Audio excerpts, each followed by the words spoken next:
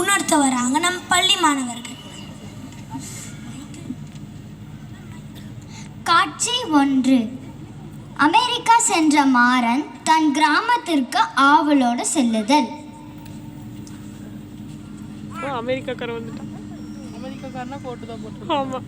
இந்த கோட்டெல்லாம் நம்மளுக்கு வேணவே வேணாம். அமெரிக்காவில் காரில் போய் போய் சலிச்சே போயிடுச்சு. நம்ம கிராமத்துக்கு நம்ம சைக்கிள்லேயே போகலாம். என்னது இது? நம்ம ஊர் பெண்கள்லாம் புயலில் வந்து பாய்ச்ச மாதிரி தலைவிரி கோலமாக இருக்காங்களே. இப்போ நம்ம அமெரிக்காவில் இருக்கோமா தமிழ்நாட்டில் இருக்கோமா? ஓ, தமிழ்நாட்டில் தான் இருக்கோமா? எப்படியா இருந்தாலும் நம்ம ஊர் மாதிரி வராது. இந்த 5 வருஷமாக காசு பணத்துக்காக என்னோட குடும்பம், பாசம், பண்பாடு எல்லாத்தையும் இழந்துட்டு நிற்கிறேனே. இதெல்லாம் ஒரு வாழ்க்கையா? இப்போதான் என் மனசில் சும்மா பட்டாம்பூச்சி பறக்கிற மாதிரி இருக்கு. ஞாபகம் வருதே, ஞாபகம் வருதே, ஞாபகம் வருதே, பொக்கிஷமாக நெஞ்சில் பதிந்த நினைவுகள் எல்லாம் ஞாபகம் வருதே. வாழை இலையில் சாப்பிட்ட உணவும் அம்மா ஊட்டிய அன்பும் தான் ஞாபகம் வருதே. அப்பா கொடுத்த தைரியமும் பாட்டி சொன்ன கதைகளும் தான் ஞாபகம் வருதே. ஏதோ ஒன்றை இழந்தது போல பழமைகள் எல்லாம் ஞாபகம் வருதே.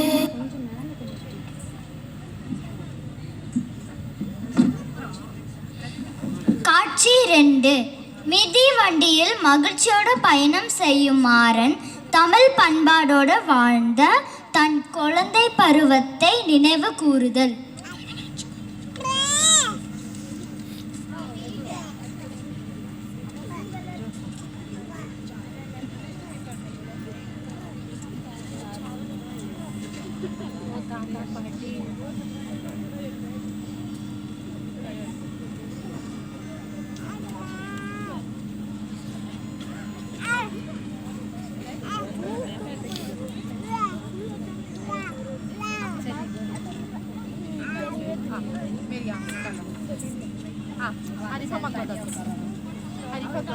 ஏமா பங்கஜா, தண்ணி கொண்டு வாமா. இந்த வெயில்ல எங்க போயிட்டு வரீங்க? இந்தாங்க தண்ணி. நம்ம தோட்டக்கார மாணிக்கம் அவளுக்கு கல்யாணம்னு சொன்னார். நம்ம தான் முன்னாடி நின்று ஜாமே நடத்தி கொடுக்கணும். ஆமாங்க, கண்டிப்பா நடத்தி கொடுக்கணும். ஆமா, நீ என்ன பண்ணிட்டு இருக்க? அதுவா, மதினி ஊர்ல இருந்து வராங்கல்ல, அதனால அவங்களுக்கு வகை வகையா சமைச்சிட்டு இருக்கேன். என் அக்காவுக்காக அப்படி என்ன வகை வகையா சமைச்சிட்டு இருக்க?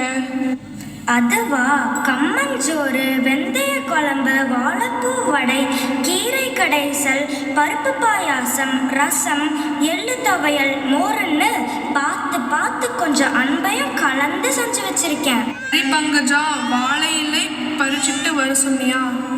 மரப்பேனாங்க, வாழை இலை இல்லாம விருந்தா? வாழை இலையில ஏன் சாப்பிடுறோம் தெரியுமா?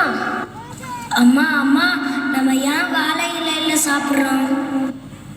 நம்ம தோட்டத்தில் வாழை மரம் நிறையா இருக்கு, அதுக்கு தானே. வாழை இலையில சாப்பிட்டா மன அழுத்தம், இதய நோய், புற்றுநோய் வரவே வராது. சும்மா சூடா சமைச்சு மணக்க மணக்க பரிமாறுறப்போ பாலிஃபினால் சாப்பாட்டில் கலந்து உடலுக்கு வலிமை தருது. விட்டமின் ஏ, சிட்ரிக் அமிலம், கால்சியம், கெரோட்டின் இதெல்லாம் நிறைஞ்சிருக்கு. இது மட்டும் இல்லை, குளிர்ச்சி தரதால மல்லிகை பூவை கூட வாழை இலையில தான் சுற்றி வைக்கிறோம். உங்களுக்கு தெரியும்ல மாமா, தீக்காயப்பட்டவங்களை கூட வாழை இலையில தான் படுக்க வைக்கிறாங்க. இது எல்லாத்தையும் விட என்ன மாதிரியும் எங்கள் அத்தை மாதிரியும் எப்போதும் இளமையாக இருக்கலாம். அடேங்கப்பா, என் மருமகளுக்கு இம்புட்டு விஷயம் தெரிஞ்சிருக்கு பாரு பங்கஜா. ஆச்சாச்சி, தண்ணி கொடுங்க ஆச்சி. இந்த தங்க தண்ணி. ஓ, செம்பிலே சம்பா. மறந்து போன இதோட அருமையெல்லாம் இப்போ தான் எல்லாருக்கும் தெரிய வருது.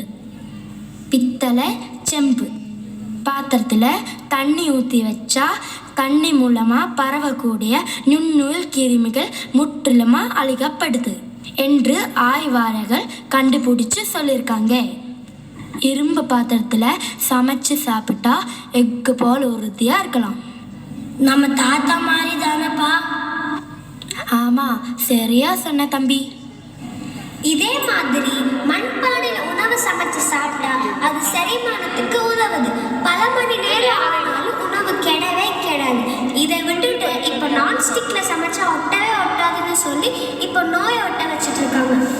அதனால தானே நம்ம வீட்டில் ஃப்ரிட்ஜே வாங்காமல் மணக்க மண்பானையில் சமைச்சு சாப்பிட்ருக்கோம். ஆச்சி ஆச்சி, நீங்கள் ஏன் மூக்கில் இவ்வளோ பெருசாக போட்டிருக்கீங்க? அதுவா, அது பேர் தான் மூக்குத்தி. என் அம்மா என்னை போட சொன்னாங்க, அதனால தான் நான் போட்டிருக்கேன். ஆச்சி போட்டிருக்கிற மூக்குத்திக்கு பின்னாடி ஒரு காரணம் இருக்கு தம்பி. மூக்குத்தி மூல நரம்பை தூண்டி சுறுசுறுப்பு தருமா. கம்மல் மனசோர்வை கட்டுப்படுத்துமா. ஆச்சியோட இந்த சுறுசுறுப்புக்கு காரணம் மூக்குத்தி தானா? இது போல நம்ம ஆச்சி போட்டிருக்கிற ஒவ்வொரு நகைக்கு பின்னாடி ஒரு காரணம் இருக்கு. அதெல்லாம் சொன்னா விடிஞ்சே போகுது. ஏன் இந்த தாத்தா ஏன் கழுத்துலாம் போட்டிருக்கீங்க? உன்னோட தொப்புள் கொடி எடுத்து காய வச்சு கொடியாக்கி இதுக்குள்ள வச்சிருக்காங்களா? இதான் ஸ்டெம் செல்ஸ். இதுக்கு எந்த நோயை போக்கும் ஆற்றல் இருக்குன்னு ஆய்வாளர்கள் கண்டுபிடிச்சிருக்காங்க. நம்ம சாப்பிட்ற சாப்பாடுலேருந்து செய்யற ஒவ்வொரு செயல்லையும் ஒரு நன்மை இருக்கு. இது எந்த காரணமும் தெரியாம செஞ்சுட்டு இருக்கோம். காரணத்தை இப்போதான்